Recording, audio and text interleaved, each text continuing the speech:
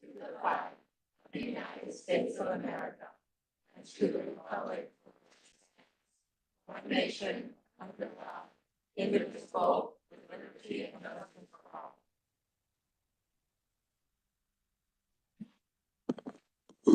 Thank you so much. Another round of applause for Horizon Choir.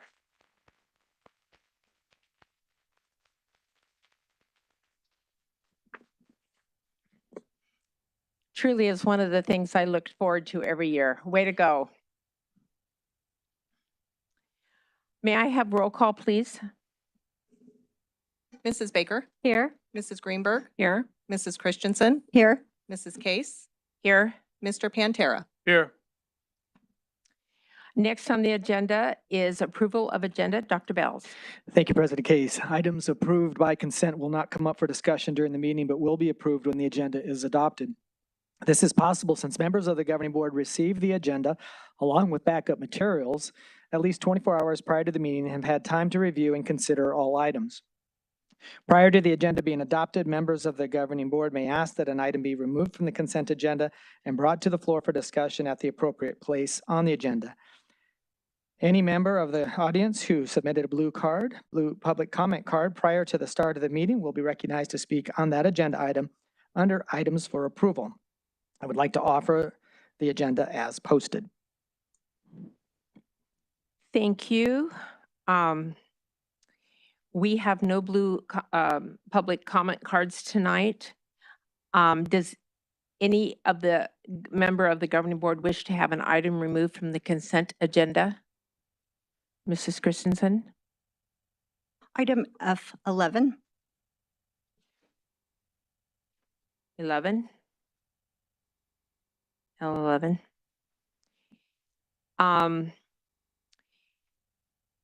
Mr. Pantera, may I have a motion to approve the meeting agenda and recommended consent agendas minus item 11? So moved.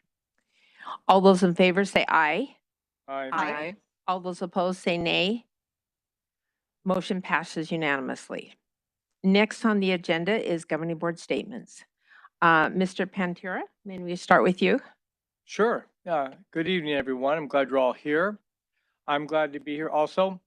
I had a wonderful time between the last meeting and this. I've been to some events here. I went to Pinnacle High School. They had this wonderful dinner theater, a collaboration between their culinary school and the drama department, like a murder mystery sort of thing. My wife and I really enjoyed it. We did solve it, by the way. Okay. Our table didn't agree with us, but we had it. Okay. Again, this collaboration, different departments working together, produce this wonderful thing where people enjoy themselves and got to know each other. I also volunteered at Boulder Creek because that's my neighborhood school. They had this event, moving up, moving on, some kind of thing, fundraiser, and they needed people to help for this culmination activity. A lot of bouncy house kind of activities. Yeah, I'll do that. I'll show up in the morning. I walk there. And I thought it's gonna be pretty cushy, you know, see the fun little kids. And they have all these inflatables. All I had to do is watch somebody, you know, get on or off the inflatables. But no, I got assigned this basketball throw, this football throw thing, which is good enough, but there were all these kindergartners and there's this barrier.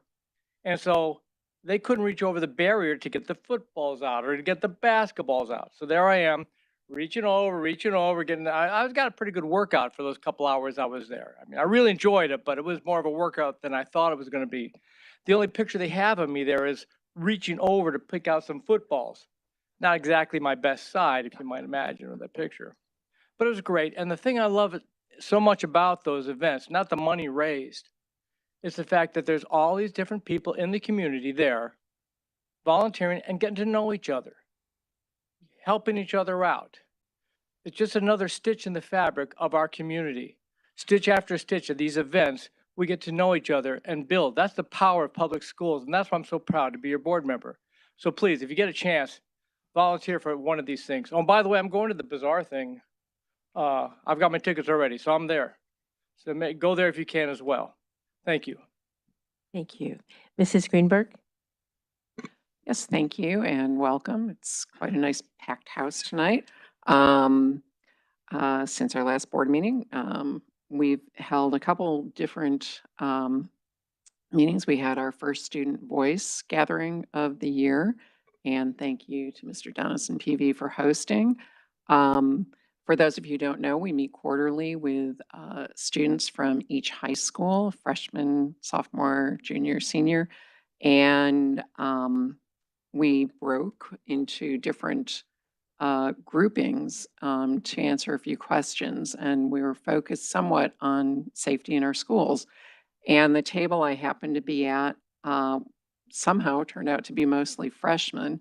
One thing I want to say is, despite the fact it was mostly freshmen, the students were really comfortable not just talking about, the questions that we were asking and looking at safety, but it was very obvious that they were already very comfortable as students in their schools, that their school, they knew what their schools, they had friends, and I really want to do a shout out to our high school principals and admin staff and our teachers, because, too often our freshmen are kind of like in the corner, not knowing what they want to do because they're still, they're still making that transition to a high school. And it was very obvious that these students were very comfortable in these roles and already looked at as leaders in their communities. So it was a really valuable discussion, and I appreciate that we had it. We also had donuts with the district last week, and it was incredibly well attended. Again, want to thank Mr. Cottle and Sky Crossing for hosting.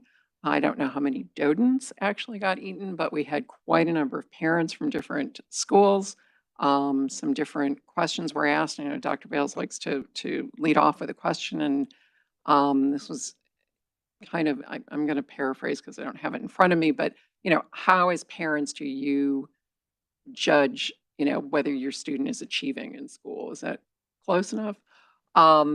And I thought it was very interesting that for the most part, although there were certainly some parents who were like, I do want to know what test scores and I do want to know grades and that sort of thing, but most of the parents there were very much into, I want to know that my student's engaged.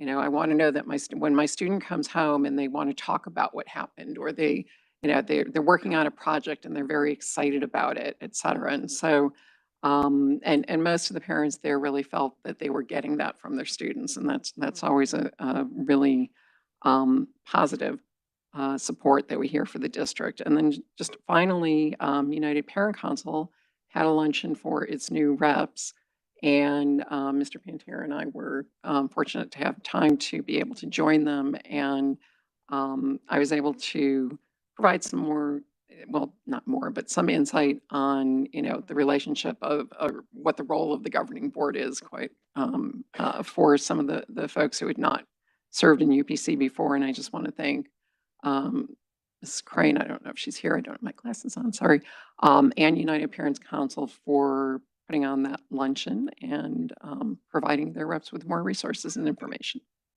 Thank you. Thank you. Mrs. Baker? Thank you. Welcome, everyone. It's good to see so many people here tonight. Also, shout out to the Horizon Choir. That performance was amazing. I'm so excited to go see Bazaar in a couple weeks. I echo a lot of what Mrs. Greenberg said about student voice and Donuts with the District. We did have a really good turnout on Donuts with the District, and I was really glad to see so many parents there willing to engage with us in some really good conversation about things that are happening. I love student voice. It is one of my favorite parts of being a governing board member. All of our stakeholder voices are important, but listening to what the students have to say, the ones who come to school here every day, is it's really remarkable to have that opportunity. We hear a lot from the adults about what the kids are thinking or doing or saying, and as adults, we need to also be listening to the students. And in a way where they feel heard, not just like a token, oh yeah, the adults in the room are listening. The fact that we get to sit with them, answer questions, and they feel so comfortable talking to us, it's just makes me so glad to be part of this school district and part of those conversations. I mean, these kids are doing well. The kids are all right. They are smart and compassionate and empathetic and willing to talk to us about what's going on in the schools. And so I applaud parents and teachers and community members for providing such a supportive place for these students to come and feel heard. So thank you. Thank you. Mrs. Christensen? I would like to thank all the members in the audience today for coming. It's important to keep us as your elected officials accountable. So we thank you all for participating in this meeting today. I would like to also give Horizon Choir a shout out for that little teaser that we saw. They are amazing, and I'm proud to say that my son is a senior this year, and he was one of the individuals that was sitting on the side over here.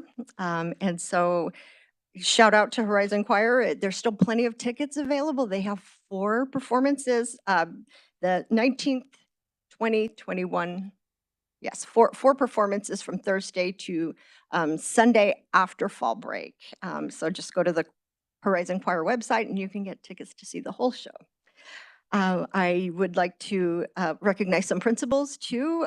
Principal Cottle for hosting Donuts with the District, as my fellow board members had discussed. Also, I would like to say thank you to, I see Principal Cunningham over there, for giving me a wonderful tour of Desert Shadows Elementary School. Principal Knabley, she might be here, waving back there. Thank you for the tour of Desert Shadows. And I apologize for running late, but it was nice because the schools were right next to each other, so I didn't even have to move my car out of the parking lot. So and then again, as Mrs. Baker noted, the student voice was amazing. And so Principal Dennis, I just wanted to thank him as well for hosting that at PV High School. Thank you. Thank you so much. As usually is the case, as you go last as board president, and dittos to what they have said, everyone else has said. I particularly love student voice, and it is so refreshing to hear students, and from students who aren't necessarily the ones who normally you'd hear from either. So we get a variety of students there, and I really appreciate that.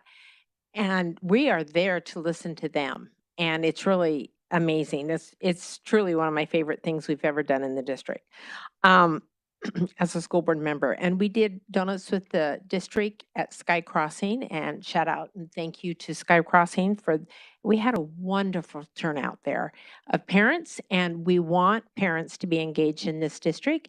The next one will be at Indian Bend. I don't remember the date, but it's coming up. And the schools will be told about that for the next Donuts with the District will be at Indian Bend.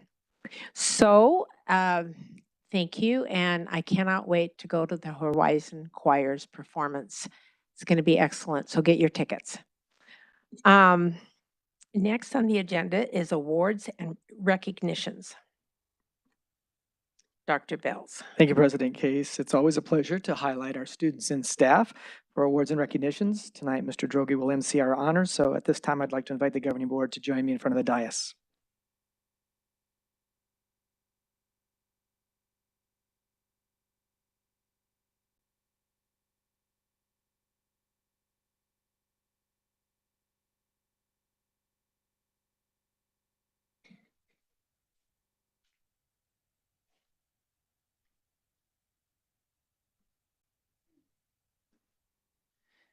Good evening, President Case, governing board members, Dr. Bales, members of cabinet, and attendees both in person and virtual. Tonight, we have several recognitions to share with you. This evening, we'll be inviting our honorees to the front of the room for recognition and a photo. When I call your name, please make your way up to the front of the room. Our first honoree is one of 91 students globally who earned a perfect score on the AP Computer Science A exam. This exam is extremely rigorous and is the equivalent of taking a college-level course. High school students who pass the AP exam are provided an opportunity to earn college credit. This is a rare and extremely difficult achievement worthy of our applause this evening. Please put your hands together from Paradise Valley High School, Sam Luce.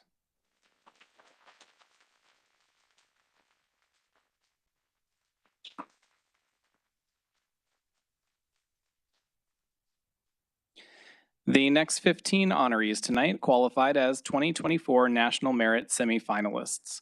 The National Merit Scholarship Program is an academic competition for recognition and scholarships. High school students earn the National Merit enter the National Merit Program by taking the PSAT and MSQT during their junior year. Semifinalists are the highest scoring entrants in each state. Finalists will be notified in February of their scholarship acceptance. We couldn't be more proud of our PV semifinalists and wish each of you best of luck. When I call your name, please come to the front of the room and remain for a group photo. From Horizon High School, Kira Lishinsky.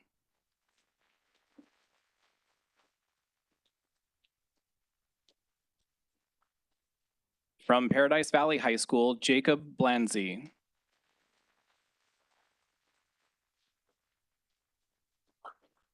Bernice Iridea.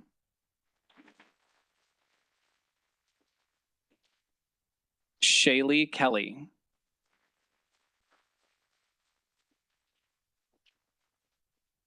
Samuel Luce. Ishan Varushith Maladi.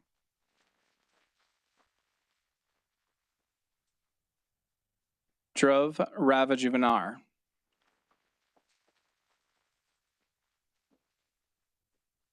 Samir Singh.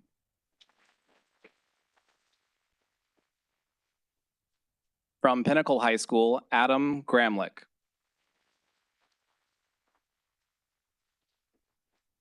Serena Gupta. Grant Huber.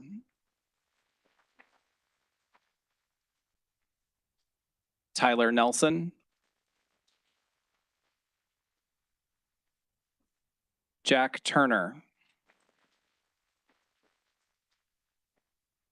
Ava Usher. And from Shadow Mountain High School, Jacob Alger.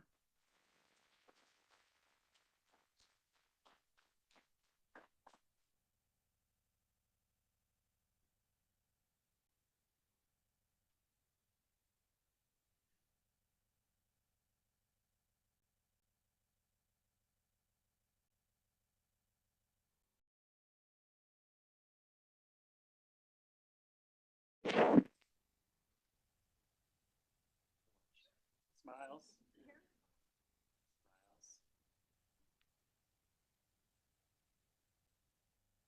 Thank you.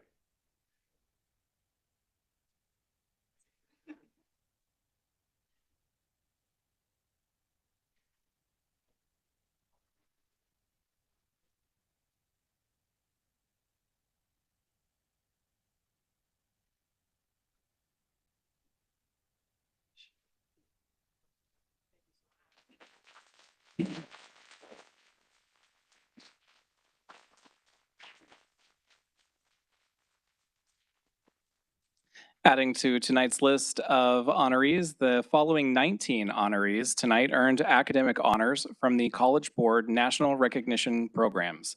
The College Board Recognition Program honors students in 4 categories: National African American Recognition Award, National Indigenous Recognition Award, National Hispanic Recognition Award, and National Rural and Small Town Recognition Award.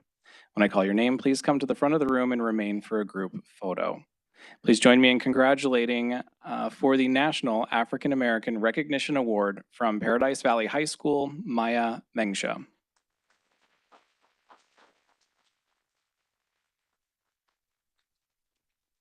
From Pinnacle High School, Azil Hammond.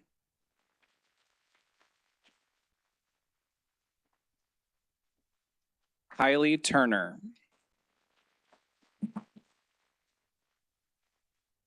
From Shadow Mountain High School, Chloe Senya.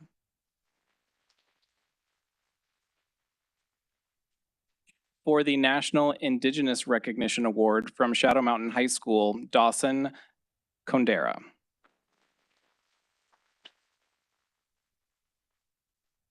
For the National Hispanic Recognition Award from Horizon High School, Alejandra Leyva.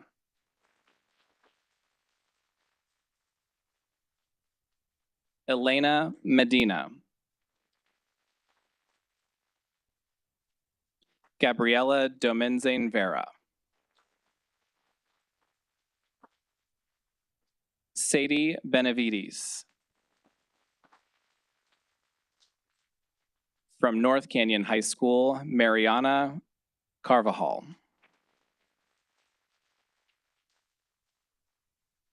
From Paradise Valley High School, Aiden Gutierrez. Matthew Malik. Mia Vargas. Miles Neusdorfer.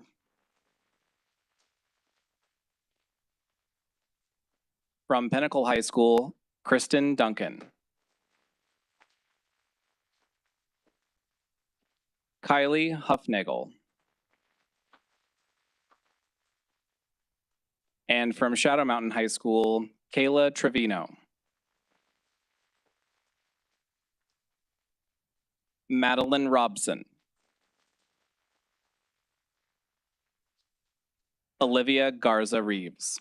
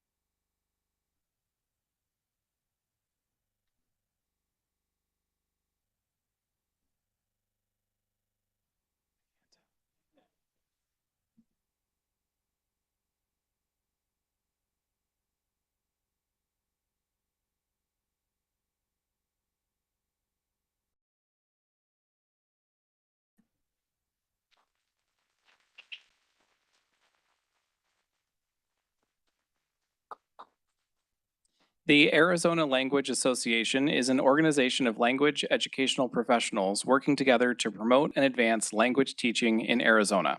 The Young Language Educator Award is given to language educators who are new to the profession. Please join me this evening in congratulating the 2023 award winner from Sunrise Middle School, Tony Dong.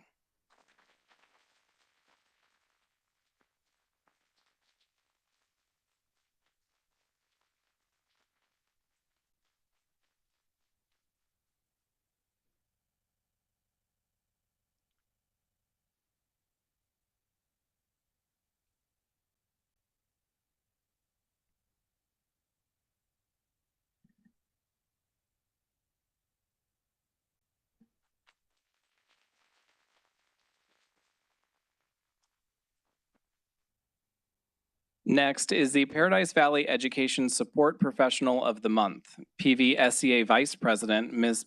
Victoria Jones, is here to make the presentation.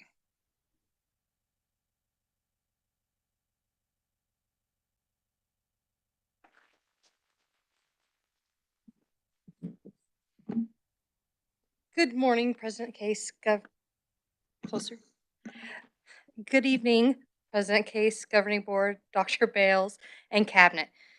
I am Victoria Jones with PVSCA, and I want to thank you for the opportunity to recognize an outstanding ESP of the month for October, Patricia Nowak. Patricia works at Desert Shadows Elementary as the administrative assistant. Other employees at her site are quick to praise her for many different qualities. Her fellow employees have described her as willing to go above and beyond, dedicated, organized, and efficient. She also brings a positive, high energy to her campus. She develops and maintains an environment that is welcoming not just for students, but for staff, parents, and the community. Others have expressed how willing she is to help out wherever it is needed, even when it is not hers to do. She sees a need, and she takes care of it with a smile. As one person described her, she has set a standard of excellence for the position of administrative assistant. There are so many who had nominated her for ESP of the month, and all with a wide array of reasons, that there were just too many to share here. We proudly present Patricia Nowak as the October ESP Employee of the Month.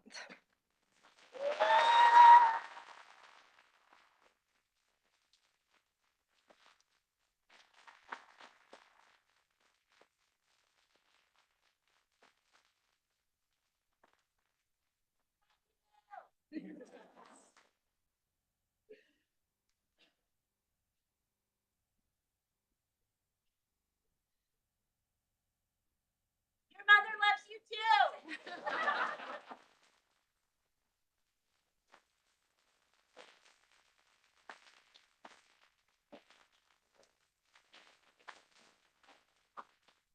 And our final recognition for the evening is the recipient of the Paradise Valley Education Association's Recognition of Professional Standards Award for Teachers. Ms. Diane Siekman, PVEA President, is here to introduce the honor. Good evening, President Case, Governing Board members, Dr. Bales and Cabinet and guests, and all of these amazing students this evening. I'm pleased to present the PVA Props Award this evening to Clayton Albers, a bilingual school psychologist at James P. Lee Early Childhood Learning Center. He was also my first school psychologist when I started many years ago. Clayton was nominated by his colleagues, and this is what they shared. Clayton is more than a competent and dedicated school psychologist. Clayton consistently goes beyond the call of duty to support families in the district with resources and guidance they need to navigate the special education system. Clayton collaborates with the district Family Resource Center to provide bilingual children's books to families when they come to the evaluation center. He's a prime example of what equity means. He frequently works with our most vulnerable populations to ensure the students have what they need to be successful. Others added, Clayton always goes above and beyond for the students and family he works with. He advocates for the underserved families to ensure that all students are treated equitably. Clayton is the one we all go to when we need support with a situation, legal guidance, or just a good laugh. He has done this job for decades, and he still brings fresh problem-solving energy to all of his teams. Clayton puts in the extra effort for our families and children, as well as for us as his colleagues, finding answers and solutions and being an extraordinary team member. I'm proud to recognize Clayton Albers as a colleague and a friend.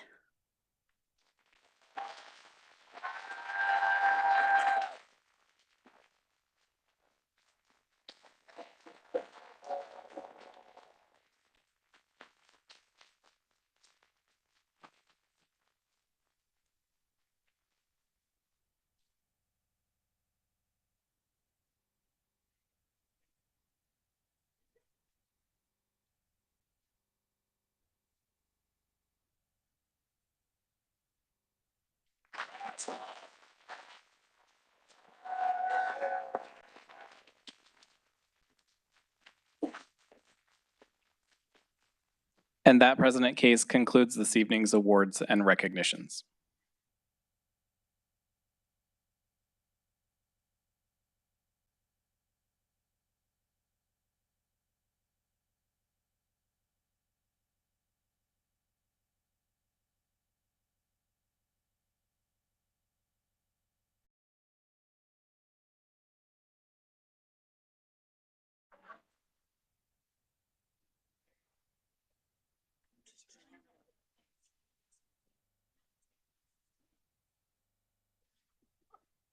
Next on the agenda is superintendent comments. Dr. Bales.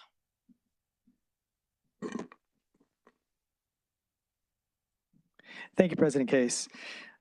In PV schools, we engage, we inspire, nurture students through high-quality instruction, meaningful educational opportunities, and dynamic learning experiences.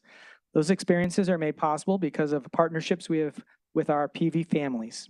2 schools, in fact, were recently recognized at the national level for their school-home partnerships. Congratulations to Eagle Ridge and North Ranch Elementary Schools, who have been named the 2022-24 Schools of Excellence for their accomplishments in building a strong, effective family-school partnership that is enriching the educational experience and overall well-being of students. This designation is awarded by the National PTA Organization after collecting feedback from school communities across the nation. This honor illustrates the great accomplishments that can be achieved by working together. If you'd like to get involved in your school, contact the parent-teacher organization in your community. You can also support student success in Paradise by volunteering. For more information, visit pvschools.net. Last week, I had the distinct pleasure of making my rounds with students in the nursing services program at Paradise Valley High School. These students took the time to show me how to care for patients in a variety of ways and demonstrated the importance of showing compassion to patients who are in their most vulnerable states. This program has been a staple in our district for 40 years and continues to grow year by year. The program is available to all high school students here in Paradise, and students are able to graduate as certified nursing assistants. Applications for the 24-25 school year are being accepted now. And for more information, please visit pvschools.net. October is Cybersecurity Awareness Month, and I want to take this opportunity to share that in PV Schools, online safety is a top priority year-round. Through online filters, continuous review, and improvement of practices, managing student and staff devices, and promoting digital citizenship, PV Schools is working together with parents, staff, and the community to raise awareness about the importance of cyber safety. To learn more about protecting yourself online, visit cisa.gov. And finally, episode 12 of PV Beat, the district podcast, was released this week, and I encourage our community to seek us out on Apple or Spotify podcasts. PV Beat is a bi-weekly podcast designed to keep our community in tune with the district. Hear about all the great things going on in Paradise by subscribing. Not only do we feature important district information, we also include interviews with students and staff that highlight many journeys of excellence found on the campuses within PV Schools. And those are my comments. President Case. Thank you, Dr. Bells. Next on the agenda is items for approval.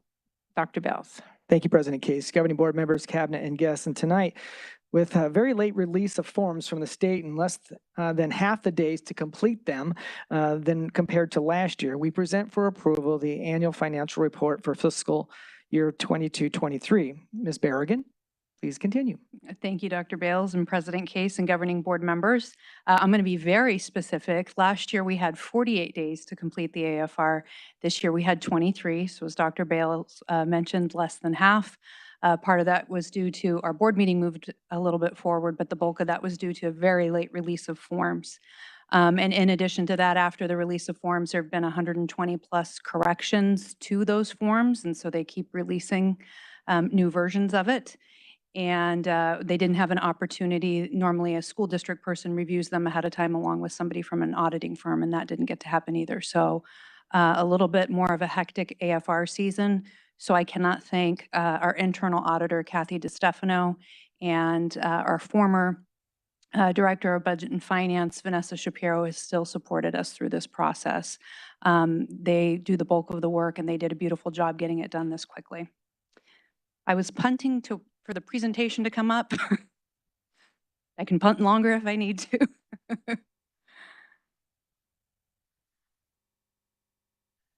I think he's working on it. There we go. Thank you. So just want to start with a basic financial reporting timeline. We actually have a more detailed timeline that we have on the action agenda next that talks about a timeline. But just to kind of show that our folks are really working 3 years at a time, that's why some of the lines are in purple, some are in green, some are in blue, because we're throughout the year dealing with 3 different years. But this is a school district timeline that would run from like a July 1st to June 30th of 2023, for example. In January of 2023, all the way up to April, May, or like this year, June of 2023, the legislature's in session, and they determine our budget capacity for the 23-24 school year. By June of 2023, again, a very short timeline, districts propose their budget, and no later than July 15th, we have to adopt the budget. We don't have a July meeting here in PV, so we both propose and adopt at 2 separate meetings in the June timeframe. By October 15th, we're back in the old fiscal year, 22-23. That's where we're at now, or before that for us today is October 5th. And that's when the annual financial report is going before the board and being approved. Then in December, we're back into the current fiscal year, 23-24, for our first budget revision. And by January 2024 through April, May, or June of 2024, we're starting to deal with next fiscal year 24-25. The legislature is determining our budget capacity. For February and March, we then have the release of the annual comprehensive financial report. That's your favorite thing to read. It's the 170-page report that you all love. And then by March 1st, the Auditor General School District Spending Report comes out. And then by May 15th, we're doing a final budget revision. So just kind of a glimpse of how we're dealing with multiple years at one time. If you hear me say current year or prior year, you may want to clarify which current year or prior year I mean. But this is just a sample of some of the pieces of that timeline. So moving into the annual financial report, the purpose is, or just reviewing some of the purpose, we're required as school districts to approve and submit an AFR by October 15th of each year. It gives our policymakers as well as our taxpayers some detailed information on revenues and expenditures. It's reviewed by the state to ensure that we're in compliance with our budget limits and that we don't exceed any of those adopted budget limits. It's then used to develop that annual comprehensive financial report and required to be approved by the governing board. Also, there's some financial transparency pieces. It's published on the Arizona Department of Education's website, as well as a link on our website pointing to that posting so that there is transparency and anybody can go and see that report at any time, as well as prior year reports. Just a few pieces on some quick facts that I thought were interesting. I did quick facts in the bond presentations that Dr. Bales and I did throughout the district, and I thought that that might be interesting too for some of these financial pieces. Our average daily membership for the year was 26,606. As a reminder, average daily membership isn't our enrollment, but the average number of days over the first 100 days of school that students are enrolled with us. So if a student enrolls with us after day 100, we actually don't get to count them in our ADM at all. Our base support level, or the amount of funding per pupil we got for M&O last year, was $4,775.27. We had 45,806 lines of accounting data. So that's a lot of things processed. I would just add to that, we had issued just under 17,000 checks and processed almost 34,000 invoices. So the accounting folks are very, very busy at all times. For our M&O budget balance, our budgeted expenditures were just over $258 million. Our actual expenditures were just over $238 million. And the ending budget balance, or what I refer to as the budget balance carry forward, is $19,839,000. I just want to remind everybody that a budget balance is different than what's referred to as a fund balance. There's a new fund balance page in the AFR. If you haven't had a chance to look at it yet, I believe it's page 10. Fund balance actually refers to the cash that exists for a particular fund, and that can be more or less than the budget balance.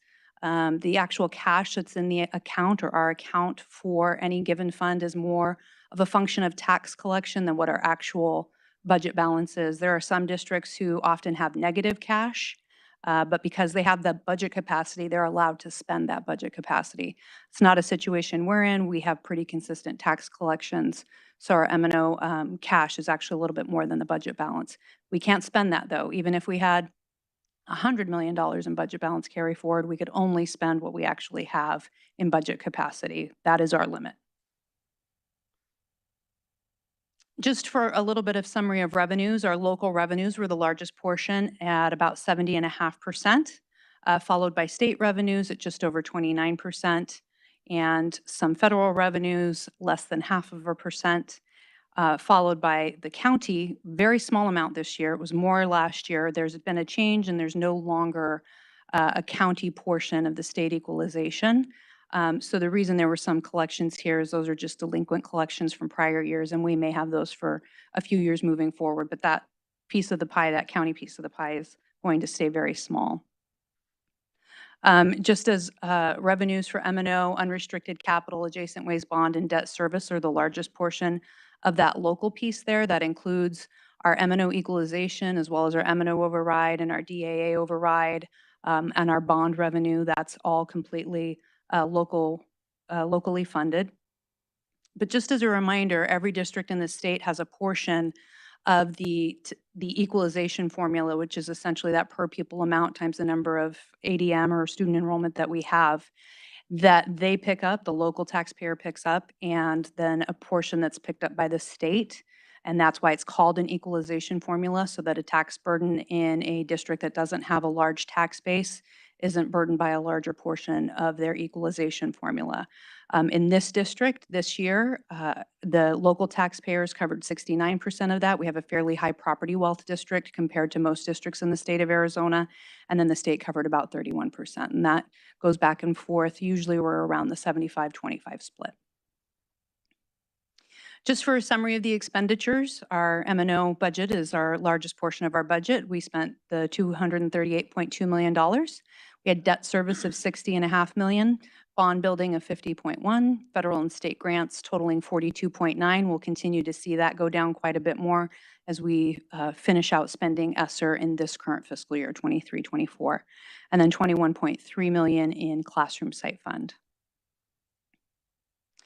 This is just a pie chart that we put together for the expenditures by object code, and object code really tells us what the function of that expenditure is supposed to be. The bulk is salaries and benefits, and in general, we can always expect the two together to be at about 85%, as it is this year. The salaries and benefit percentages together total 85%. Purchased services is next at 11%. Purchase services, the largest portion of that is going to be our custodial costs. In addition to that, we do a lot of work with contracted services when we can't find people to hire within. We might contract out for special education services, and any of our staff that are on ESI are in that purchased service portion of the pie as well. We're then followed by supplies at 4%, and then just other minor expenditures at 0.1%. Before I go into questions, I do just want to reiterate some pieces of transparency and accountability. The AFR is used for some additional pieces. One is included as the Arizona Department of Education Superintendent Annual Financial Report. All of the school district and charter school data is put together in a report that's put out by ADE. The information also goes to the National Center for Education Statistics, which is a federal sub-agency of the Department of Education, the Federal Department of Education.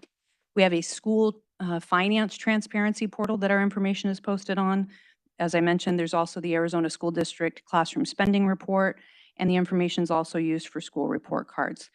In addition to being posted on ADE's website and the link on our website, we also post our AFR to the openbooks.gov, which is another transparency portal for cities, towns, and political subdivisions. So there are lots of places where you can find our information, and lots of places where our information is used for other data. So it's very important.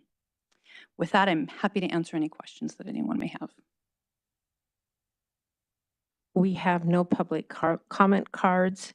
May I have a motion to approve the annual financial report for fiscal year 2022-23 per ARS 15-904 as submitted? So moved. Any board members wishing to make a comment? I have a question about the carry forward monies. The 19 million. Of course, we can't spend it but is that something we use in the next budgets for next year, right? Yeah, the cycle that school districts get in is once you have that carry forward, if you use that carry forward, it's really only one-time money. So you Right. can use that just the one time, but it does carry forward and add to next year's budget. So Absolutely. right now, it's about 19 million It plus. from 22-23 moving into 23-24 was the $19 million budget balance carry forward.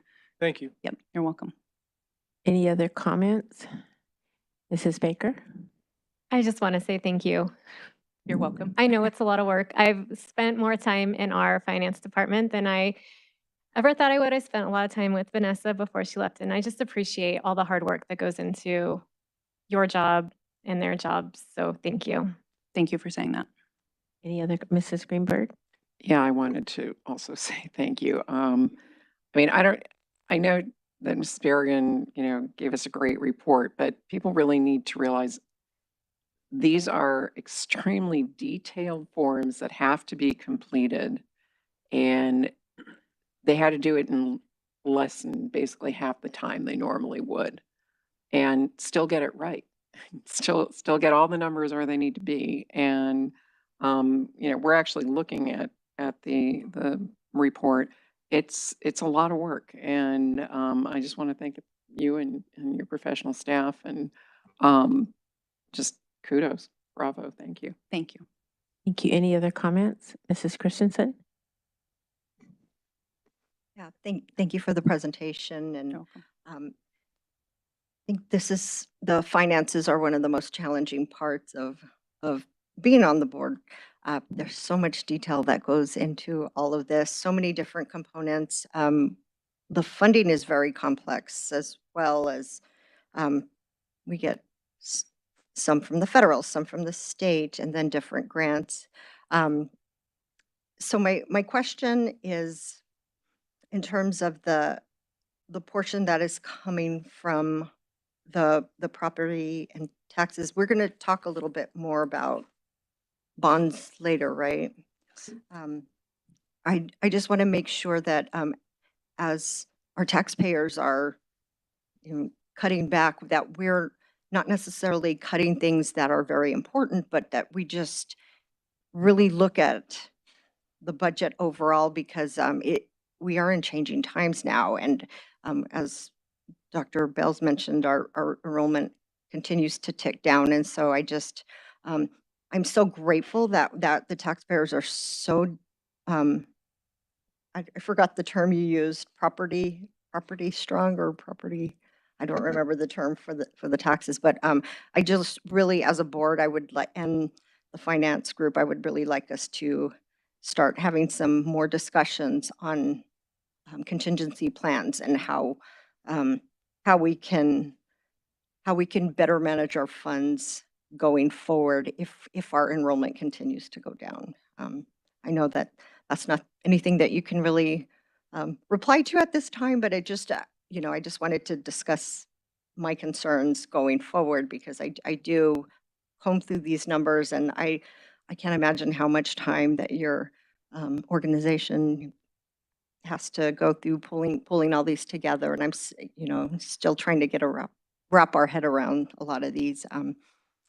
At some point, maybe President Case, we can do a study session just to help us understand how all these come together, because it is our responsibility to be able to approve these items and the finances. So that's all I have to say. Thank you. Thank you. I want to tell you how much I love the pie charts. I want to get it down to something simple that I can read and understand, and I can add the 61 and that and come up with 85, and it's or 64. But there's so much detail in this and so much work, and to do it in 23 days. So I just have a question. Who set those dates, and what happened to give you less time? Explain that again. So one of those functions was last year, our board meeting was October 13th. This year, because we have a fall break, the meeting is October 5th. So it's just a function of timing. So that was 8 days that we knew well ahead of time and had plans and preparation for. What we didn't expect is that last year forms were released on August 26th from ADE and the Office of the Auditor General. They work in conjunction on those forms. This year, the forms weren't released until September 12th. And in addition to that, it was a tougher year with all of the revisions that came out afterwards. As I mentioned, they didn't have a school district person who was reviewing the detailed forms, as well as an auditing person that they generally usually have. I don't know their reasons for that. I'm sure that they're good reasons. My hope is that we can get back to that for a smoother process next year. Wow. And I would just add, President Case, that Ms. Berrigan and her team have to double check those forms for accuracy. The formulas that they put in those forms may not always be right. And if we don't check it and catch it and correct it, then we're have a little mark on our audit. So even if they send it to us wrong, we have to correct that. And that has happened numerous times. Yes. So even when you get the form wrong from the state, you have to fix it and the percentages and make it correct. Correct. And we or other districts will notify them as soon as they catch any of those errors so that they can fix them for subsequent districts. And therefore, that's why there've been numerous releases since September 12th even. 120 plus. 120 plus. They didn't release in 120, but in all of the various releases, there've been 120 plus either formula errors or sometimes they're pulling from other sheets and that may have not been the right poll. So various things of that nature. Wow, that's a lot of complex. Oh, wow. Did you have another comment? No. Okay. So all those in favor say aye. Aye. All those opposed say nay. Any abstentions? Motion passes unanimously. Thank you for your hard work. Next on the agenda, Dr. Bells. Thank you, President Case, Governing Board members, Cabinet, and guests. And tonight we present for consideration and approval of our proposed budget development calendar for fiscal year 23-24. This calendar is a flexible calendar with opportunities for revisions, gives our community a snapshot of the timeline that we will use in developing the budget for 24-25. Ms. Bergen, would you explain a little bit more? Absolutely. Thank you, Dr. Bales, President Case, and Governing Board members. You have before you the budget development calendar for 24-25. When we develop a budget, we are working in the year that we're in for a future year. So all of these dates are for the 23-24 school year to develop the 24-25 budget. Normally, we put this just on consent agenda, but with more new board members than former board members, we thought we'd go ahead and put this on as an action item in case there are any questions or comments about the schedule. So with that, I'm happy to answer any questions you have. We have no public comment. May I have a motion to approve the proposed budget development calendar for the fiscal year 2023-2024 budget as presented? So moved. Oh, and I guess it's the 2024-25 budget? Correct. Okay, it has both there. So moved with the correction. Thank you. Any board member wishing to make a comment?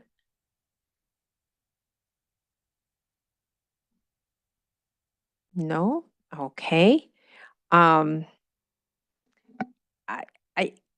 have a comment. So the proposed budget developmental calendar, are those dates given to you by the state? I mean, how are you doing all that? Yes, good question, President Case. So not all of these are given to us by the state, but a lot of them are driven by some of our state deadlines, some of which I mentioned in that first slide in the AFR presentation, the June and July adopted or proposed and adopted budgets, the December 15th budget revision, October 15th annual financial report.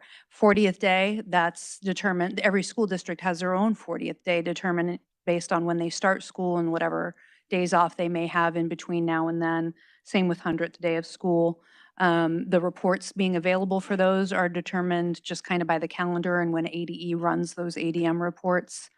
So they're not all given to us, but we get a deadline and we work sort of backwards from that. Thank you for that explanation. You're welcome. So, all those in favor say aye. Aye. All those opposed say nay. Any abstentions? Motion passes unanimously. Thank you. Next on the agenda is gifts and donations. I would like to review a few of the donations, and we appreciate all donations, whether I mention them or not. So at Desert Trails Elementary School, their PTO gave $12,000 toward an outdoor musical instrument for the kindergarten playground. Point of clarification, point of information. I had pulled something out of consent and wouldn't. We can do it next. Okay. Yeah. All right. Thank you. At Quail Run Elementary School, Google gave $1,100 of cash toward the site discretionary fund. At Sonoran Sky Elementary School, their PTO donated $2,100 for substitutes. At Wildfire Elementary School, their PTO donated $1,500 for substitutes. So we appreciate all of these donations and the ones I didn't mention. So any board member wishing to make a comment? All those in favor say aye. Aye. Oh, wait. What- We move You it. didn't do a I did motion. not have a motion. Excuse me. May I have a motion, Mr. Pantera? So moved. Thank you. Any board member wishing to make a comment?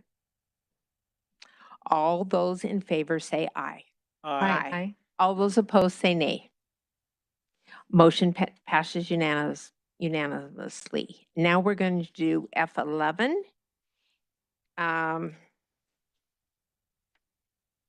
Dr. Bells. Thank you, President Case, Governing Board members, Cabinet, and guests. Tonight, we present for consideration and approval capital plan submitted to the Arizona School Facilities Oversight Board by school districts in the state as required to have the approval of the district's governing board. This report is completed annually and electronically through the SFOB reporting website. Ms. Berrigan is happy to answer any questions. May I have a motion, please? So moved. Are there any questions from the board? Mrs. Christensen? I did. I know this was in our consent agenda, but this is the first time I'm seeing this school facilities oversight board. And I read through it several times last night. And so I just kind of would love for you to explain what is the board facilities oversight board. And so basically an explanation of let me get the term correct, school facilities oversight board. Yeah, if you can explain what that is.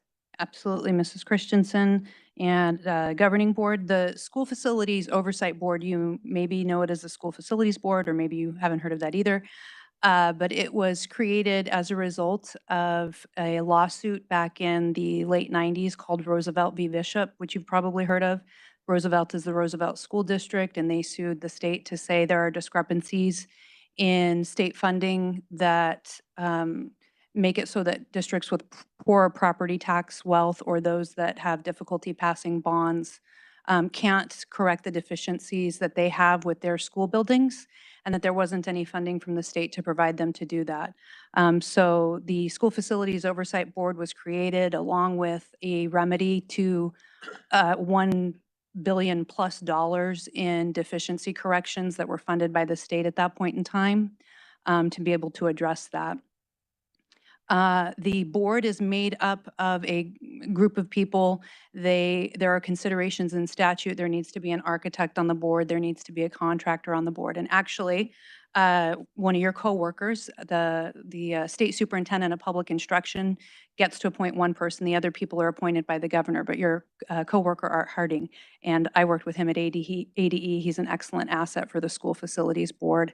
And you should ask him many, many questions about School Facilities Oversight Board. I'm sure he'd be happy to answer them. So those are some of the members, various members throughout the state who make up that board. It was its own agency a few years ago. It became sort of a subdivision of the Arizona Department of Administration. I don't know if. Yeah, that helps me a lot because when I read through the title, I thought it was just for us. So it's the oversight board for The state of the Arizona, whole all school state. districts. Okay, that clears up a lot because when I was looking at it, it had the title and then Paradise Valley Unified School District. So I thought we had a That's board our- only for us. I thought, No, that's our capital plan. Every school Yep. district submits a capital plan to the SFOB every year. okay. And how many members did you say are on that board? I don't know if it's 7 or 9. I always thought that it was 9. Sometimes statute changes things. When I went to their website, I saw only 7 members. But you can, their website and statutes dictate that. Okay. And this oversight board reports to whom? ADOA. Mhm. That's Okay, when which that's what I had is- mentioned, that yep. they were their own agency Department and of- now they report Right. to Arizona Department of Administration, or they're a subdivision of Arizona Department of Administration. But the board members are appointed by the governor. Most of the members that are on the board currently were appointed by Governor Ducey, other than Art Harding, who's appointed by the superintendent. There may be one other new appointee. Okay. As I look through the data, there is, it looks like our demographer provided information for our district. And there was no percentage change in ADM, and it goes out several years. Right. Can you explain that and why It's- there would be no change? There should be a change. There should be a decrease based off of our demographer's report, and we'll revise that for future years. I would say the data does matter. It's not used for anything. That data is used for school districts that are in need of new school facilities. So for growing school districts. So it doesn't harm anything because we don't foresee any growth in our district beyond where we're at. Thank you very much. I had never seen this before, so I appreciate you answering all my questions. No problem. Thank Happy you to do very it. much. Thank you. Are there any other questions? Seeing none, all those in favor of approving this, say aye. Aye. All those opposed, say nay. Any abstentions? Motion passes unanimously. Next, items, call to the public is next.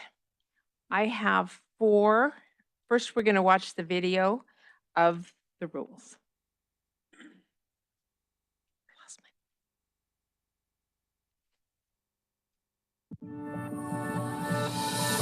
Call to the public is about to convene. This portion of today's meeting allows the public the opportunity to address the governing board.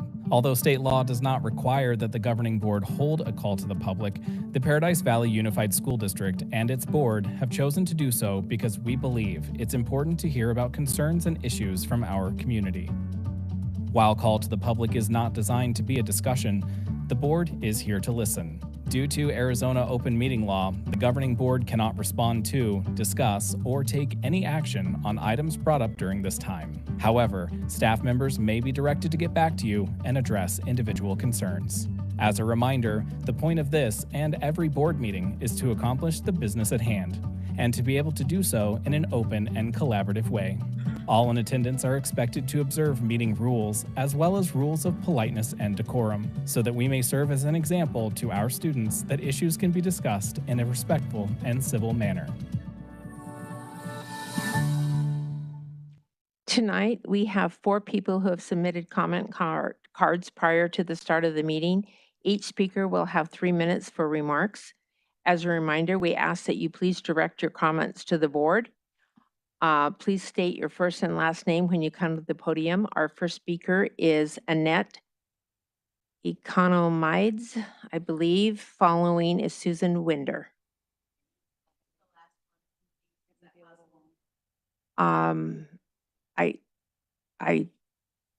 This the way that we're doing it. I'm sorry.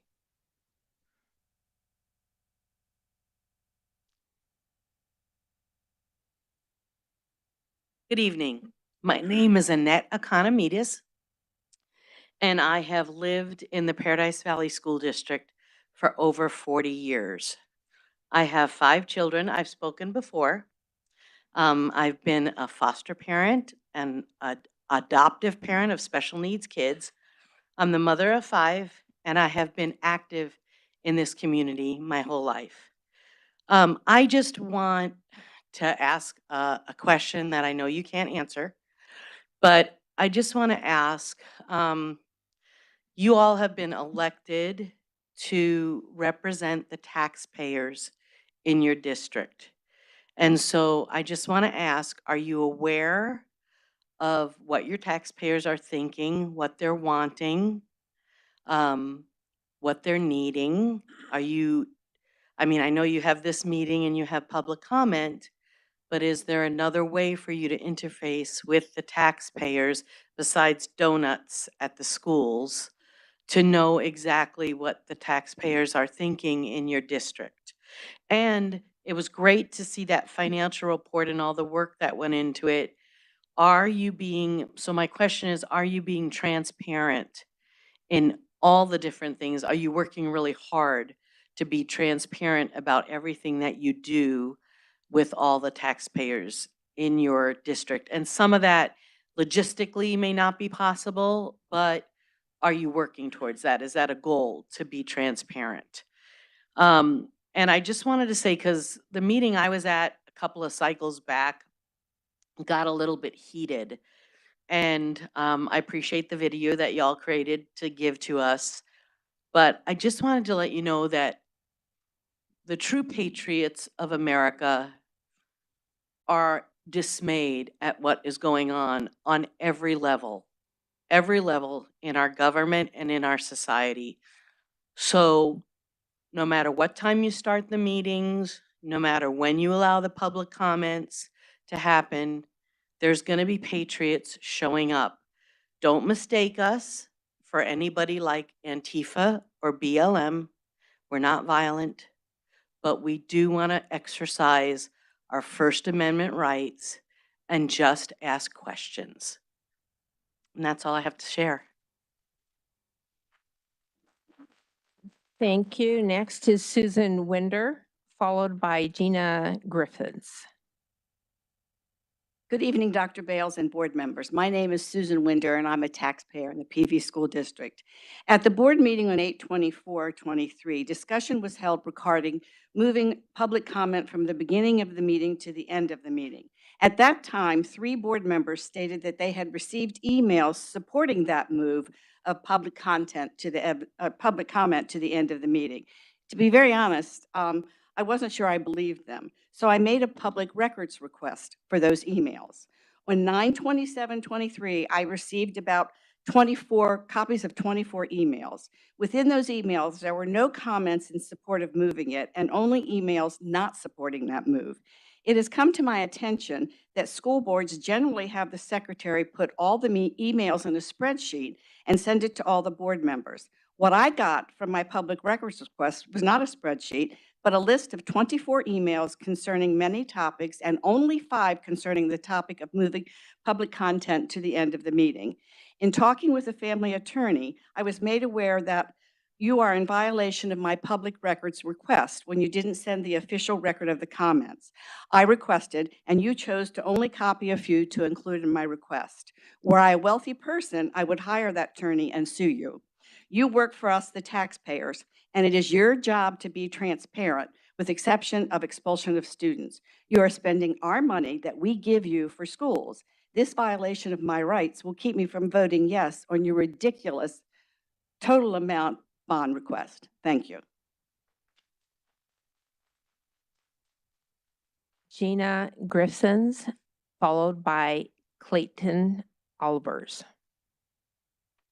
Good evening, President Case, members of the Governing Board, Dr. Bales, and member of the Cabinet. My name is Gina Griffiths.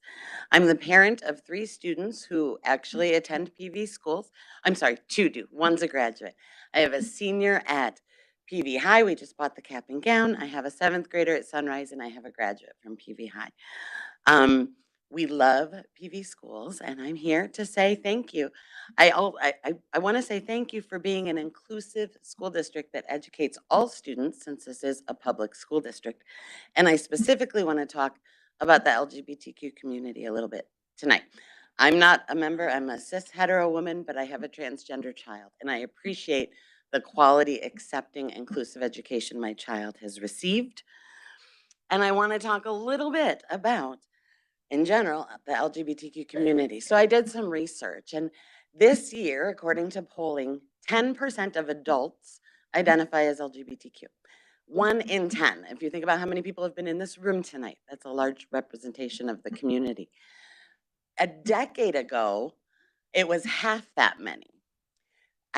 I don't think there's suddenly twice as many people who are gay. I think there's suddenly people who are more comfortable self-identifying, because most folks are accepting. At the high school level, 25% of high school students, I'm sure many of you have read this, identify as somewhere on the LGBTQ spectrum.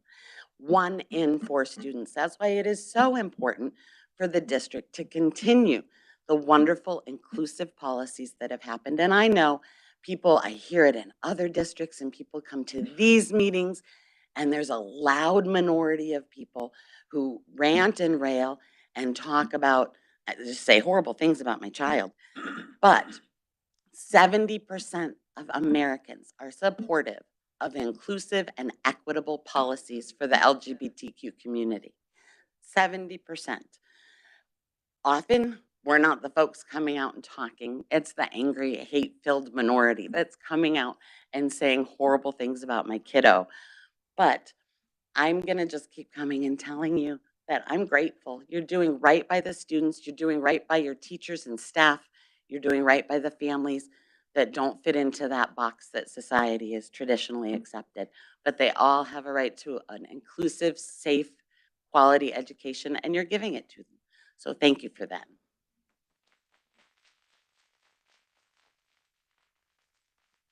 Next is Clayton Albers.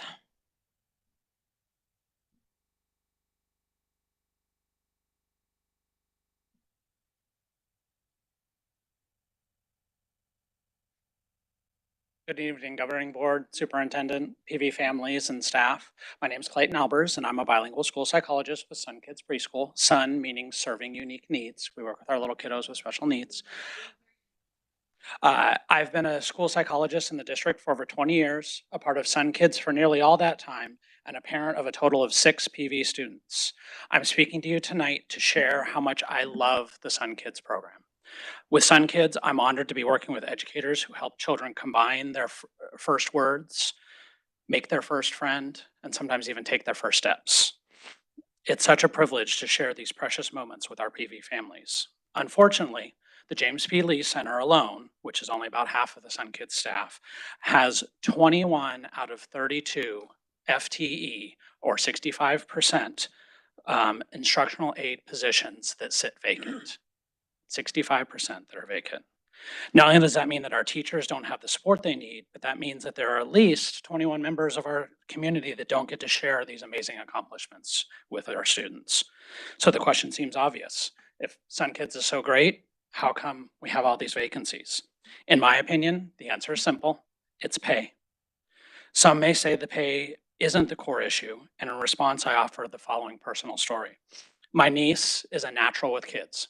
Always has been. She worked in a local preschool for a few years where she earned more than we pay and loved her experience with the kids. Recently, she parted ways with that preschool and was looking at other options. She considered the Sun Kids program at our neighborhood school and was interested in applying, except it paid $2 an hour less than her job at Target. Therefore, I asked the governing board and cabinet to find some way, maybe it's the $19 million, to provide a stipend or some other additional compensation for instructional aides in our specialized programs.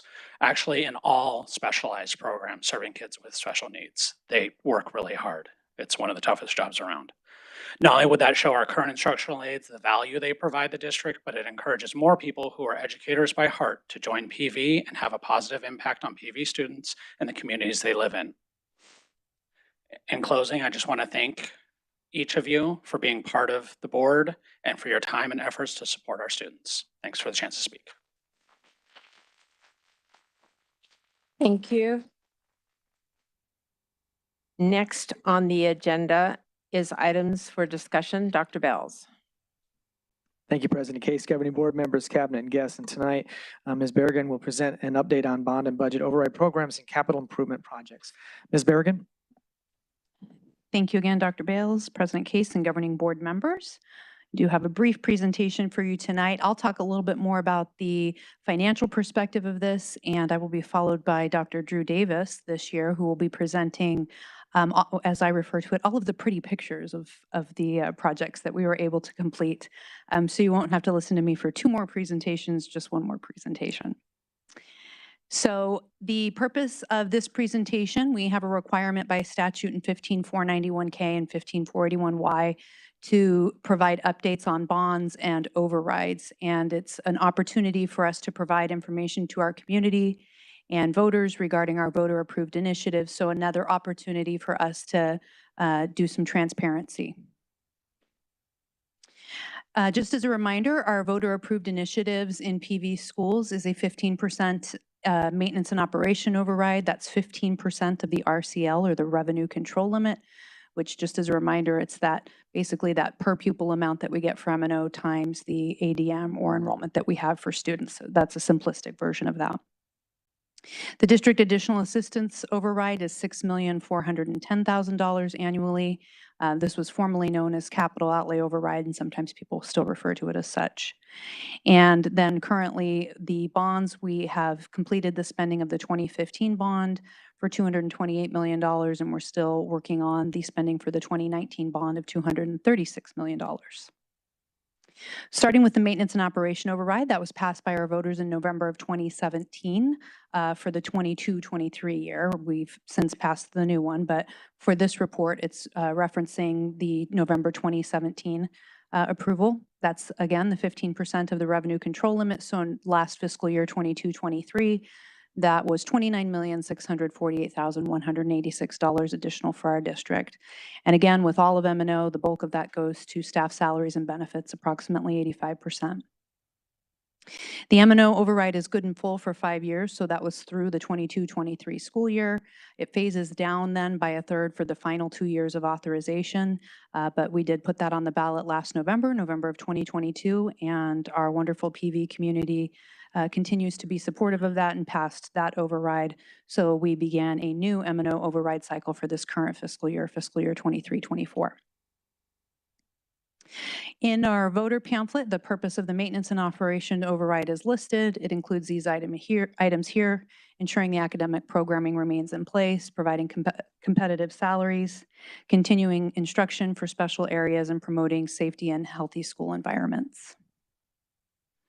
The 2017 maintenance and operation override allowed us $29,648,000, as I had mentioned, in expenditures, which matched the budget for that year. We spend the M&O override in full each year. Moving on to the district additional assistance override, that was last passed by voters in November of 2019. As mentioned, it's the $6.4 million annually, and that is good in full for 7 years. That would bring us through fiscal year 26-27, and that would need to go to the ballot again no later than November of 2026 for continuation without any pause in that funding. The district additional assistance override, if you look back to that voter pamphlet, there were specific items that we asked our community to approve, and that's for instructional materials at $5,960,000 annually, and support vehicles of $450,000. We have our yellow school buses in our bond, but we also have support vehicles throughout the district, or what we refer to as our white fleet, and that includes our maintenance vehicles and includes our activity buses and things of that nature as well. So for the total 7-year amount, over the 7-year time frame, we'll get almost $45 million, again, from our extremely supportive PV community, which we very much appreciate. Oops, I went backwards. The budget for this year, as mentioned, is a $6.4 million. Expenditures, we spent just under $6 million. With the DAA override, you don't have to spend it in full each year. That money can carry over. And sometimes there are years where we need more, in particular for those instructional materials, if we have large adoptions or multiple adoptions happening in 1 year. And then finally, for our bond, that was also passed by our voters in November of 2019 for $236 million. Bonds must be sold within 10 years of the voter approval. We generally sell on a 4-year time frame. And again, that's on the November 2023 ballot this coming November. Next month, actually, about a month away. So as mentioned, we still had a little bit of our 2015 bond authorization in the voter pamphlet. This is how it was delineated for non-administrative as well as administrative purposes. And for our final expenditures, we did about $5.7 million on some facilities, buildings and grounds, non-administrative. When it says non-administrative, that really means our school sites. About $2.2 million in furniture equipment for our school sites, and then spending out the final furniture and equipment piece for the administrative portion, totaling a little over $8 million. The 2015 bond authorization summary, the $228 million authorization, the $8 million that we spent this year added to the prior year expenditures of almost $220 million, and that means the remaining balance is zero. That bond is all spent. This delineates the purposes outlined in the voter information pamphlet for the 2019 bond. Again, split out pretty much the same for non-administrative and administrative, and those are the totals that we can spend in those areas.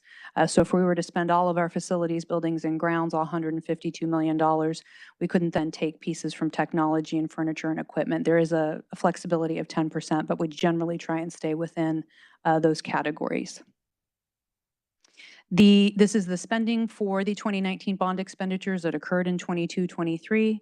You can see between the non-administrative and administrative, there was a little over $42 million spent.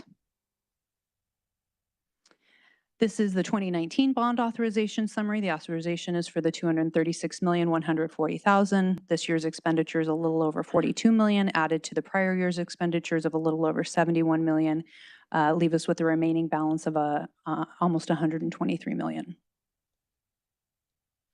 Additionally, we take this opportunity to talk about any Arizona School Facilities Board or School Facilities Oversight Board funding for 22-23.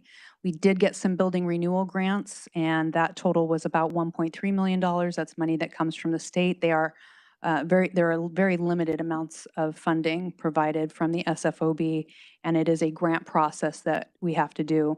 Dr. Davis has upped that this year. I think we've already done 6 applications that have come through, and he's working hard to try and get more money from the state. That means less that has to come out of the local taxpayer pocket. Additionally, for new school facilities, we didn't expend anything because we didn't have any new school facilities, but we do have a small remaining balance in there of $16 million should we need a new school facility at some point. This is a breakdown of the capital fund expenditures, the bulk obviously being in the bond renovation piece at 59%, followed by bond other, and then the DAA spending, bond new construction. That was the closeout of the Palomino remodel, and then some school facilities board funding. In that bond other, just because it's a large number, $15 million, I just want to talk a little bit about what some of that is made up of. There's non-admin technology in there of almost $6 million, meaning school site technology, non-administrative or school site furniture and equipment of $4 million, buses of about $2.6 million. That's a little bit more than we normally do, but we had a delay in receiving buses in fiscal year 22. So we ended up receiving more buses in fiscal year 23 and spent a little bit more, but it was from the 22 amount. So no change to the dollar amount there. And then there was some admin technology of $1.5 million. There are a lot of technology pieces that we do at the school district that support everything we're doing out at the schools, but it's considered and classified as admin technology. A lot of that's the security pieces that we put in, servers and things of that nature. And as I had mentioned before, when Dr. Bales and I did our bond community forums, people seemed to like the statistics, so wanted to provide just some statistics to give us a scope of what we have going on in PV schools. We have 49 sites with a total of 258 buildings cumulatively across those sites, more than 835 acres of land, and more than 5.2 million square footage of internal square footage. When I consider everything in the state and how many school districts and school sites that there are, I believe that school districts hold the largest taxpayer asset in the state of Arizona. I personally take that responsibility very seriously. I know that Dr. Davis and his team do as well. Maintaining those school sites seems to have been very important to our school district as they've continued to pass DAA and bond. With that, I'm happy to answer any questions that you may have, but I want to say personally a very sincere thank you to our PV voters, and I know that the district feels the same. Happy to answer any questions. Thank you. Are there any questions? We have no public comment, but do any board members want to make a comment? Mrs. Christensen?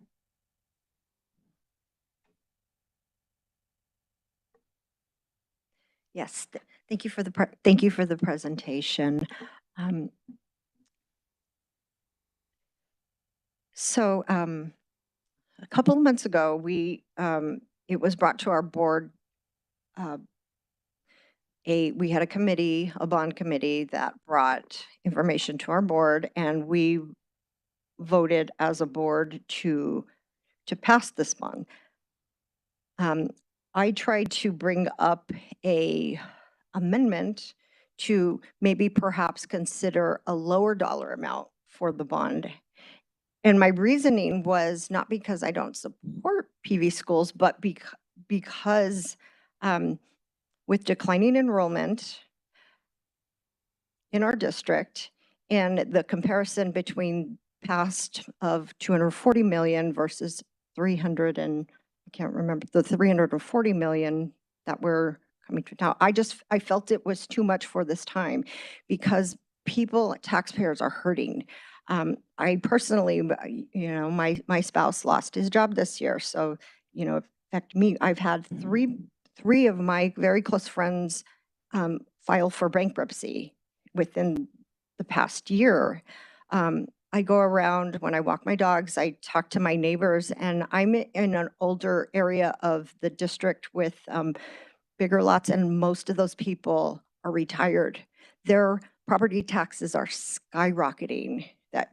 Because the values of their property are going up. These individuals that are retired, they don't have income that's going up. They're on a fixed income, and they talk to me, they see me with my dog, and like I had one lady crying, showing me her tax bill, and it was a tax bill that had, I think she had, the total was $8,000 for her to pay her property taxes, and $5,000 went to PV schools. And, I try to, just listen to her. I didn't know what to say. We had the opportunity to pick a lower dollar amount. We could have had a win-win opportunity. And I'm a little bit saddened that we didn't even entertain the idea of looking at something at a lower dollar amount, because we could have had more money, we could have passed a bond, and we could have given taxpayers some relief, because people are, I work downtown and I see so many more and more people that are homeless coming through and just living on the streets. And I'm looking at some of the information on our district website. What happens if the bond is not approved? And I've asked this question before. And the second sentence says, cuts to operation budget could come from increasing class size, reducing or eliminating special programs, layoffs, reducing school supplies. We don't pay teachers out of bonds. And so this information is kind of misleading. And I'm just very disappointed that we would put something on our district website to say what happens. That's kind of emotionally blackmailing our taxpayers. And I'm not finished yet. I'm almost finished, but I love this district. I love this school. I went to public school. My husband did. My son's a senior here. And we just really need to listen to the people. We need to listen to the taxpayers. And I feel like there's some compromises that we can do to maybe, still say, yes, we love PV schools and we want to support them, but maybe, just not to the amount of a $340 million bond. Mrs. Greenberg? Well, I don't know, Mrs. Bergen, do you want to respond? I would just say, I don't think that the district is ever intentionally misleading. I apologize if that information on the bond website came across that way. But I would like to clarify that, because you're absolutely right, and I've never said anything but the fact that we can't pay staff salaries out of bond. So those words have never come out of my mouth. What that is saying is that if we don't pass a bond, in PV schools, we use 90% of our district additional assistance to go towards our M&O. And so we can pay our staff more or pay more staff based off of that decision. If we no longer have a bond in the future, we may have to make different decisions about how we use that district additional assistance so that we can maintain our school facilities instead of paying staff. That is where that statement comes from. Thank you for the clarification, but it's word for word on here, and I understand, everybody on this board understands We don't pay teachers, but from bond money, but if we have to use M&O, I understand that, everybody here, but when it's on our bond information, it's very misleading, and that's my point. And There were some others Point who of wanted to order, make comments. President Case, there's a lot Yes. of comments from the Excuse me, audience. this is our board meeting and we can't have comments from the floor. Did you have something to say other than that? Anything? No, I just wanted to Okay, stop thank you. the. Let me make a comment. Was it last week? My weeks run into each other. We had notices that one of our schools, air conditioning was out. And they were waiting, I think it's for a chiller. It has to do with the air conditioning, a chiller. And they had to get it. And it was luckily a day where it wasn't going to be 110 that day. And they had to wait. It didn't come when promised, but that was paid out of the bond, wasn't it? That specifically is a rental of a chiller to get them going, but the repair piece, the technology piece that we need to get their actual chiller up and running will be paid for out of the bond. Will be paid for out of bond. Correct. So let me just say, my understanding of the bond, and maybe this is what there's some misunderstanding in the public, is that we want the rooms to be air conditioning. In Arizona, we don't worry so much about heating, we worry about air conditioning. And so the kids at that school had to be dismissed at 1 o'clock instead of later in their day, their normal dismissal, because it was going to get too hot in the classrooms. And so in Arizona, it's really important that we have running air conditioning in our buildings. And so you say people get confused. Yes, it's true. M&O pays for teachers and bond pays for the other. But if we don't have a bond, you can't pay for the repairs, and it has to come from somewhere, and that changes M&O. But let me just go on to say, I have a question about the reason that you gave the report right now. May I just have some history? Why do you give this report right now? Is it by statute or why? There is a statutory requirement for both. That I did mention that on the first slide. I would say, though, that even if there wasn't a statutory requirement, I would happily provide this information. I'm a taxpayer in the district where I live, and this information is important to me. I would provide that to our taxpayers in PVUSD. And is there a timing on that when you're supposed to do it? It's Yes. supposed to be done? Before October 30th, I believe, is the dedeadline. So you have to give this report right now because it's by statute. Correct. That you have to. Okay, I just wanted that clarified. Yes. And the history of that. So it's an annual thing. Correct. This time of year by October 31st. And I think between September 1st and October 30th. That's the time frame. 31st. Okay. Yep. And we don't have a lot of board meetings, so This is the why one. This is the one. Okay. I appreciate all that you explained of where the money goes and the buses and all those kinds of things. Thank you for your explanations. I really appreciate it. Any other comments from board member? Well, yes, again, Mr. I do Pantera? like this report. These are all the bonds that people voted for previously, and district assistant, Right. all the things that people voted for. Mhm. And this report shows how the monies were indeed used for what they voted for. Correct.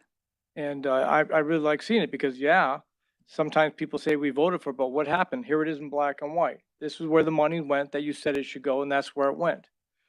It gives me great confidence because I voted for every bond I've ever been in because I lived in the district all this time. Mm. I'm retired now myself, by the way. I'm glad my property values are going up. If I sell the house, I can make some money on it.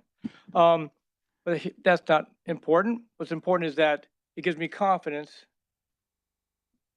to vote one way or the other on a bond when I see that the money is being spent where we said it was going to go originally. So thank you for that. You're very welcome. Mrs. Greenberg, did you say you had a comment? Yeah, yes. Thank you, Ms. Berrien. Thank you for the explanations. The information you gave focuses on our current here and now Mhm. and where we are with that. And I'm not sure legally we can even talk about the current issue, can we? You cannot advocate for or against the bond. And what I would say is I would be very careful about what may be perceived as advocating for or against the bond in a public meeting. Okay, so, In President Case, Mrs. Greenberg, it's posted regarding the current bonds, not future bonds. right. Then I will leave it at that and just say thank you for the report. Thank you. Thank you for the report. You're Thank you welcome. very much. Next on, Question? yes. So the 2019 bond authorization summary, we still have a remaining balance of 122 million? Is Correct. That's for everything that, the outstanding ones, that's what that is, Correct. right? And I've, been happy to support bonds in the past. And, I just get a little bit frustrated when you use the teachers to, almost emotionally blackmail people on this topic, because we still have teachers that are unsatisfied with their salaries even after passing many bonds. I think we need to focus on, I just feel like we should focus on how we can cut expenditures in other places to quit having to ask taxpayers for so much. Mrs. Greenberg? I'm not exactly sure why you are referring to it as emotional blackmail. The reality is, as everybody has said now and in the past, is that if we have to address an expenditure that we would be able to use bond money, that we have been able to use bond money for, if we did not have that bond money, that would be coming out of M&O. And 85% of M&O goes to salaries. Period. That's I the know that. reality of it. So it is whether you want to call it a fact, it is a likelihood that that is exactly what would happen. Mhm. Our staff salaries would be impacted in some way, shape, or form. We had several projects this summer that we used bond money for, where we ripped up parking lots to the dirt and then repaved them. And so what I'm saying, my point is, we need to maybe choose better projects to choose the money. Yes, the taxpayers are giving us this money, but what I'm saying is to choose projects more wisely and just overall have better fiscal responsibility, whether it doesn't matter if it's bond money, doesn't matter if it's override, federal monies, grants, just we as a district, times are different now. And people are hurting, and we just need to be more fiscally responsible is my point. Well, as someone Next. who has sat on this board since 2004 and dealt with the 2008 cuts that school districts still have not recovered from, because the legislature has not yet even gotten us to the 2008 levels, I would have to say I believe that this district is fiscally responsible and has always shown to be a good steward of that, more than most districts I'm aware of, and I've dealt with a lot of districts in the state in terms of, talking and working with school board members. We have we have very specific plans for how we will use our money, and we are fiscally responsible. You individually may have certain concerns or issues about specific, uses of the money, as we may all, but in the end, when, a decision's made, we go forward with it. And we have supported, and, we'll stop after that and we'll look at some of, where and how our money is being used. But I believe we are being fiscally responsible because, if you don't maintain, chances are you're going to have greater problems that will cost more. You mentioned the paving of at some schools over the summer, and I checked into that and it's 25 years. It was put in originally when my son started at the school in kindergarten and he's now 33. And that had been in since that time. And that was the first time we replaced it. And it was cheaper to replace it than keep patching it. And they'd gone through those patching over and over again. Because I checked into that because my kids went there. And my husband's in construction and I asked him about it and he said, you can patch and it ends up costing more than if you repair the right way. So I did check into that. I would like to move on to the next agenda on the item for discussion. Dr. Bells. Thank you, President Case, Governing Board members, Cabinet guests. We're going to give Ms. Berrigan a little break on her presentation, so we'll just flip it right to Dr. Davis, and I'll invite him up to the mic. Dr. Davis is our new Director of Facilities Construction and Maintenance, and he's going to share with us a summary of the projects completed this past summer. So, Dr. Davis. Right. Here's my remote. President Case, Governing Board members, Cabinet and guests, thank you for this opportunity to share with you our summer 2023 bond projects. A few notes about our projects. These projects were approved in the winter and spring of 22-23. Projects were considered utilizing several factors, including school input, safety, security, condition, and life expectancy. Over 175 projects were completed, and every school campus benefited from a bond project this year. We're going to start this presentation looking at the interiors that we worked on, and then we're going to go into the interior of the interiors for a little bit, and then we'll take a look at some of the work on the outside of our buildings. So our first project, the Horizon Kitchen and Cafeteria remodel. This project included a renovation in the kitchen that included configuration changes, new lighting, wall painting and surfacing, and plumbing upgrades.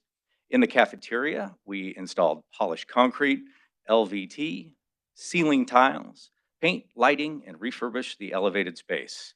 We also modified electrical to power a Genius bar for student technology use and charging. We had many flooring upgrades throughout the district. Flooring upgrades included polished concrete, carpet, burnish, and LVT. That's a vinyl tile, a type of vinyl tile. There are distinct advantages to these bond projects. Polished concrete with burnish and the LVT requires significantly less maintenance than traditional vinyl flooring that you'll see in schools. And carpet squares that we use enable replacement of stained or damaged areas without replacing an entire room. And of course, it's amazing the response that you see when you walk into a school with a new floor. I happened to be at Shadow Mountain on the first day of school and got to hear students audibly gasp as they walked into the academic building and, whoa, this is incredible. So it's always exciting to see students enjoy the upgrades. And here's some cactus view carpet and some of that vinyl tile at Liberty. Interior paint in a school maintains cleanliness and fresh appearance. And if anyone has been in elementary school, everyone knows that everyone loves to touch the walls. We had 3 millwork upgrade projects.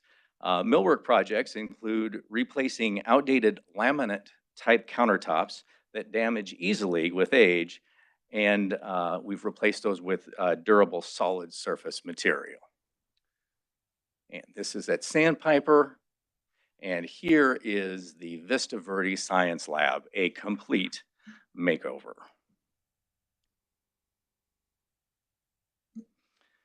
So now we're going to journey into the interior of the interior and take a look at some plumbing upgrades. As schools age, Pipes and valves deteriorate.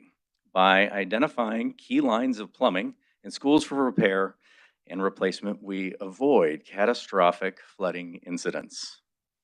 And we are seeing a wastewater pipe in between the first and second story at North Canyon, which is now brand new.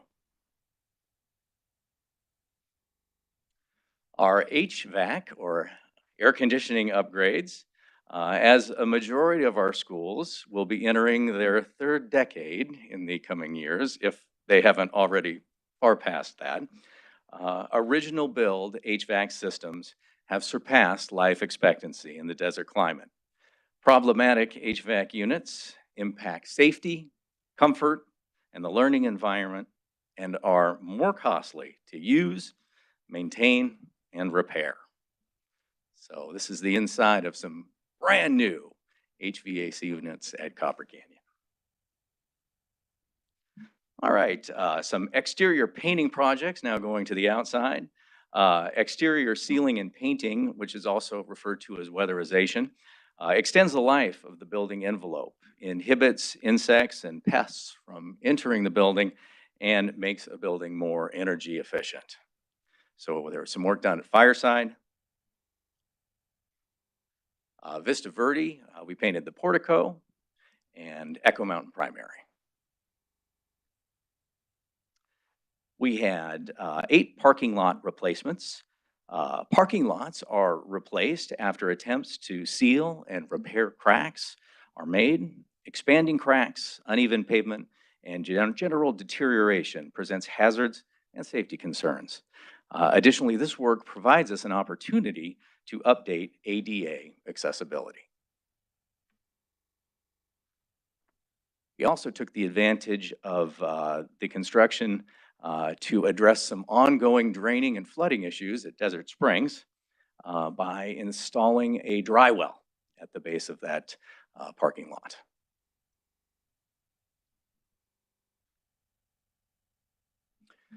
So many playground upgrades throughout the district. Playground upgrades include play surface improvements for student safety and appropriate ADA accessibility, replacing outdated playgrounds with both elevated and ground level play components, improves safety, and provides multiple engagement and play opportunities during recess for our students.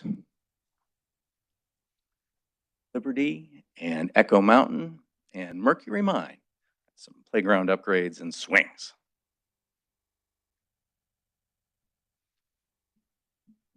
Restroom remodels include updated surfaces that are easy to clean and sanitize.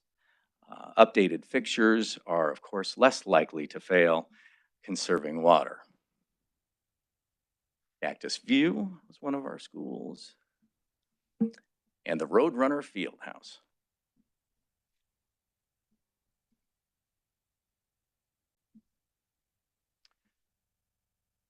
$11 lighting projects. These are both interior and exterior. LED lighting is, which we installed, is brighter and significantly more energy efficient in comparison to fluorescent and incandescent lighting. This provides a safer environment for events at night and a better experience for athletes and fans in the stands.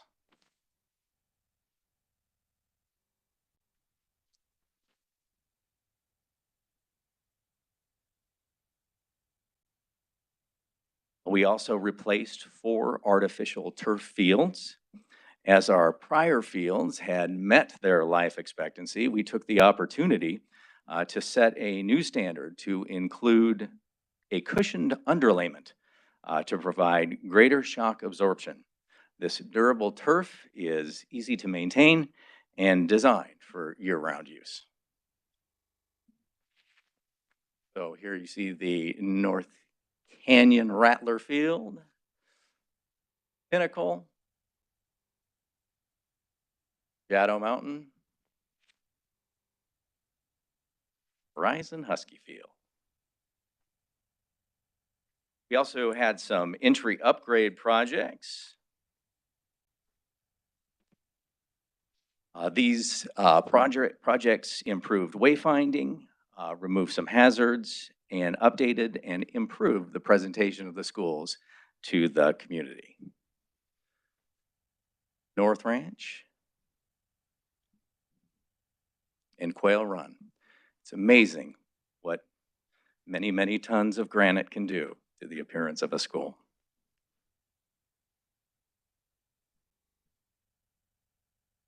Here you'll see the other projects that we accomplished over the summer. A few notes that we still do have actually some of these summer projects still in progress.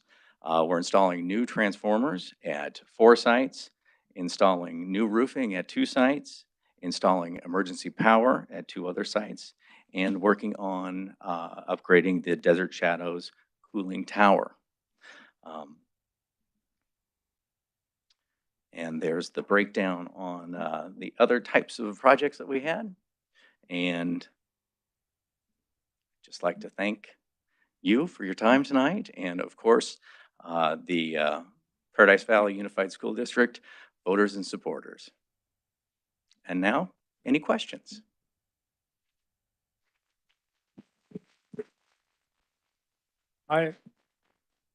Just a Mr. comment. Pender. Thank you for that presentation. I know it's so important. We want to get more students in our district, more people attending our schools. Nothing says success like when a parent comes for a tour and when they see the building just visually right away, they're attracted to the building.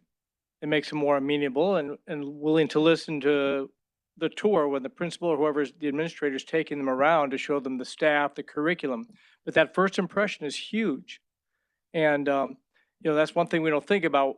You mentioned all the other safety, energy efficient ways we've saved money, et cetera, maintenance ways. But another way to help us with the money is more students, more revenue. And a great school, a safe school, one that looks well maintained is going to attract more students. And thank you for the visuals on that. Appreciate it. Thank you. Any other comments? Mrs. Greenberg? Thank you, Dr. Davis. I did notice in your presentation about parking lot replacements that we used 1.3 million in bond money, but we used a little over 4 million in adjacent weight funds. So can you discuss that? Or Mrs. Burkett, can you? Yeah, happy to answer that question. The adjacent ways primarily each year, which is part of the budget approval process when you guys approve the budget in the June timeframe. We provide a hearing on adjacent ways, another opportunity for us to be fiscally transparent. And those projects were approved for adjacent ways by the board. Combo of this past summer or the summer of 2022 and 2021 spent in the 22-23 school year. There were some additional projects that were identified as needs in the interim, and so we used some bond funds to be able to support that as well. And if I could just take a quick opportunity to maybe dot the I on Mr. Pantera's statement, which were 2 things that were on my mind. The appeal for families when they see schools that are well taken care of, but also the opportunities we take in particular with the lighting, with the HVAC and polished concrete. When we do those types of upgrades, they do exactly what we desire, which is to reduce our M&O expenditures. We do look for places not just to cut M&O expenditures, but also to reduce them. And when we do these projects, we're able to reduce those M&O expenditures and able to keep salaries and benefits at that 85% range. Thank you. Any other comments? Mrs. Baker? I just wanted to also say thank you, Dr. Davis, for that information and the way you delivered it. You made it entertaining. As a parent in the district, I really appreciate the upkeep on these schools. My son goes to Explorer, and he was part of that air conditioner breakage, and they were sweating still by 11 o'clock, begging to come home. And so I really just appreciate how well we care for our schools, and thank you for this presentation and your hard work. I love the pictures. Thank you. We finally get pictures. Thank you. It's wonderful, and your presentation was great. Thank you. Oh, yeah, those on the football fields, was that a drone that took pictures? Or Yes. what? Oh, yeah, It was, yes? Mr. Pantera, do you have a Sorry. question? I just asked it, Okay, and he answered it. Thank you. okay. So the pictures, yes. Mrs. Christensen? I would just like to echo Mrs. Baker's statement. You have an awesome radio voice and great delivery and presentation. And I would also like to thank you for the pictures. This helps me a lot because I'm very, as you know, I'm very detail oriented, very good, very interested in finances. And so the pictures help a lot. So I really appreciate it. Thank you so much. Thank you. And that's the end of our discussion then. Thank you, Dr. Davis. Before we adjourn, I would like to remind you that the next regular board meeting will be held on Thursday, November 2nd at 6:30 PM. May I have a motion to? So adjourn? moved. All those in favor say aye. Aye. All those opposed say nay. Motion passes unanimously. Thank you for being here.